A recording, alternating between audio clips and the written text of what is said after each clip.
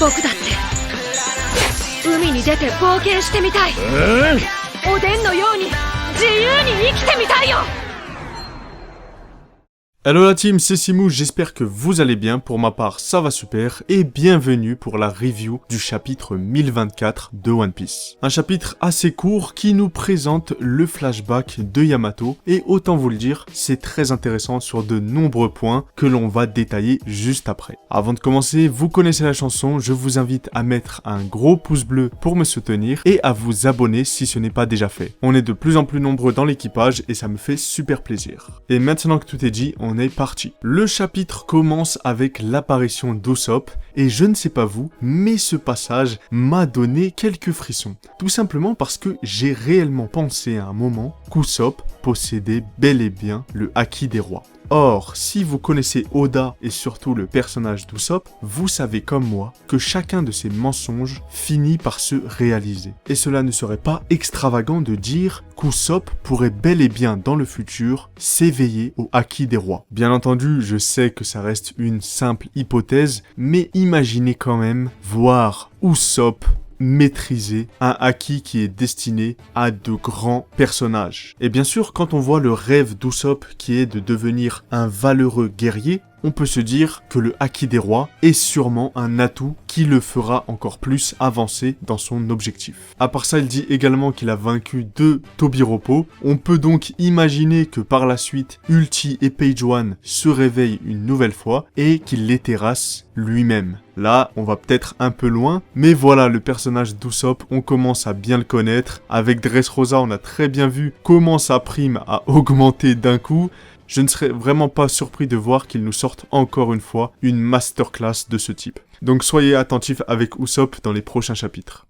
On passe ensuite avec la scène de l'incendie, donc un incendie qui avait été déclenché par Orochi. Nous voyons donc Nami, Franky, Brook, Robin et Jinbei. Donc Robin qui est vraiment mal en point. Et on se rend compte que cet incendie, il prend de plus en plus d'ampleur et c'est sûr et certain que par la suite, il aura un impact sur le combat Kaido vs Luffy ou alors le combat Sanji versus Queen et Zoro versus King. En tout cas, on peut se le dire, l'île d'Onigashima ressemble réellement à un champ de bataille. Et son arrivée imminente sur la capitale des fleurs va réellement semer le chaos partout. Et j'ai vraiment hâte de voir ça en animé parce que ça risque d'être grandiose. Nous passons à présent au duel Kaido-Yamato et on comprend très bien que Kaido n'est pas là pour jouer avec sa fille puisqu'il enchaîne les coups dévastateurs et à ma grande surprise Yamato arrive à les encaisser même si c'est difficile et on peut vraiment voir que Yamato a un niveau exceptionnel.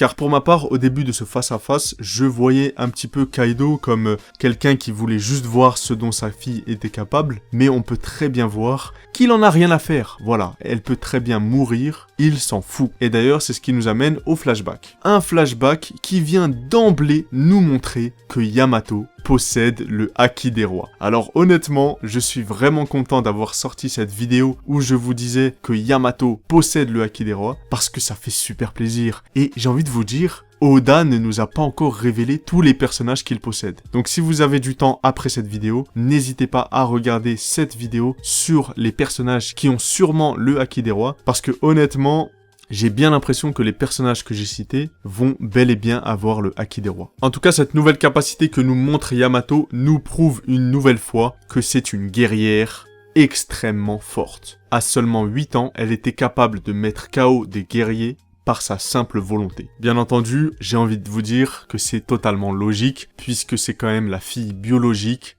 de la créature la plus puissante du monde. En tout cas, ça fait un excellent parallèle avec Momonosuke qui à 8 ans, lui, a réussi à éveiller son Haki de l'observation. Bref, pour contextualiser un petit peu la scène du flashback, Yamato se retrouve dans une caverne car elle a commencé à s'associer au personnage d'Oden Kozuki, en déclarant que Oden Kozuki, c'est elle. Kaido, comme un père totalement normal, c'est faux, l'enferme donc dans une caverne sans nourriture jusqu'à ce qu'elle admette qu'elle n'est pas Oden Kozuki. Ici, on peut voir déjà plusieurs choses. Tout d'abord que Kaido a développé une sorte de psychose autour de Oden Kozuki et le fait de voir sa fille se définir comme telle l'énerve à tel point qu'il en oublie même que c'est quand même sa fille. Je veux dire, à quel point Kaido peut être machiavélique. Et moi je me dis que derrière ce machiavélisme se cache quand même une grande faiblesse que sûrement nous verrons par la suite. Parce que comme on dit, derrière tout homme fort se cache une faiblesse. Et sur ça, j'ai peut-être une petite hypothèse, bien sûr ça reste une hypothèse très vague, je me dis que si ça se trouve, l'origine de la violence de Kaido, de toute cette haine qu'il a envers lui-même, je vous rappelle quand même le gars il a envie de se suicider, il maltraite sa fille, bah je me dis que peut-être ça vient probablement de sa femme. Il y a dû avoir un incident avec sa femme qui fait qu'aujourd'hui il se comporte ainsi. C'est un homme qui souhaite mourir à tout prix avec la plus belle des morts. Alors quelle serait la raison pour ce comportement? Je vous laisse me dire vos théories dans les commentaires, ça m'intéresse grandement. Nous faisons ensuite la rencontre de 3 samouraïs de Wano qui sont également enfermés dans cette caverne. Et si vous avez bien compris, nous avons là les daimyo de Wano, c'est-à-dire ceux qui dirigeaient certaines zones de Wano. Et bien entendu, puisqu'ils étaient alliés à Oden, et bien Kaido les a enfermés jusqu'à ce qu'il leur prête allégeance. Bien sûr, un détail ne vous aura pas échappé, c'est tout simplement la révélation du visage d'Ushimaru. Ushimaru Shimotsuki, qui pour moi est à 90% le père de Zoro. Eh oui, moi je n'ai pas peur de l'affirmer. Nous avons devant nos yeux le père de Zoro. Un père qui a abandonné sa famille, son fils, pour gouverner un territoire de Wano. Un père qui, ayant perdu, ne se donne même plus de nom et se qualifie comme un tel. Et ça fait écho à ce que Zoro prononce lorsqu'il s'entraîne. Sunachi. Sunachi qui signifie « je délaisse ma personnalité, je délaisse mon identité pour me donner à fond dans le combat ».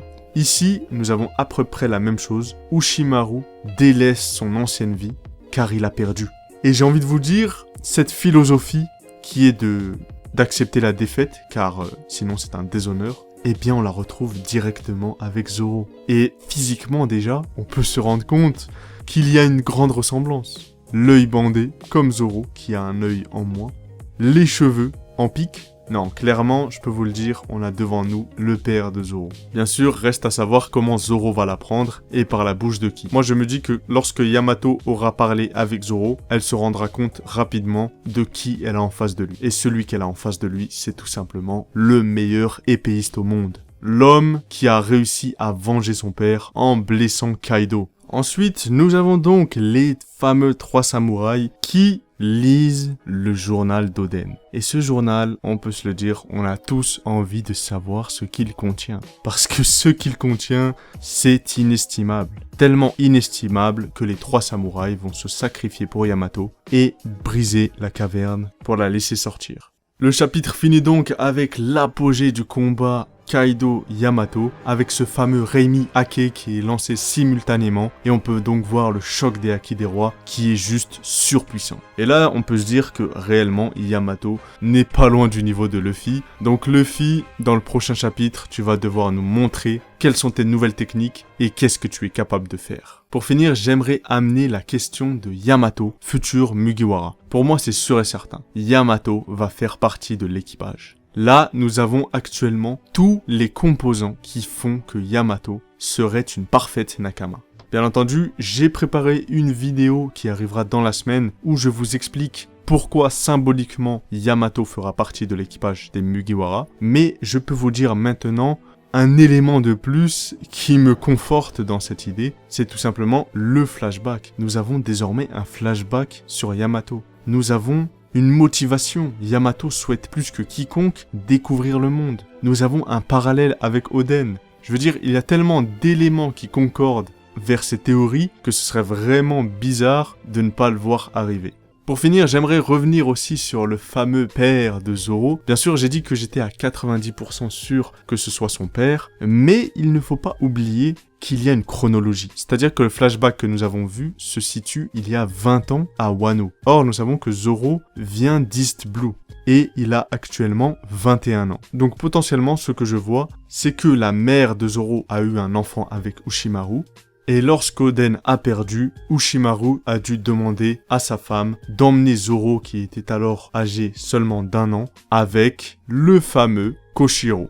Et ça ne serait pas totalement insensé, tout simplement parce que on peut très bien se dire que plusieurs personnes ont voulu quitter Wano quand ils ont vu que Kaido était bien trop fort. Et voilà, c'est pas insensé de penser que Zoro est né à Wano, mais sa jeunesse, il l'a vécu sur East Blue, dans le village de Shimotsuki. En tout cas, voilà les amis, c'est tout ce que j'avais à dire sur ce chapitre. J'espère que cette review vous aura plu, et on se dit à bientôt pour de nouvelles vidéos. Ciao!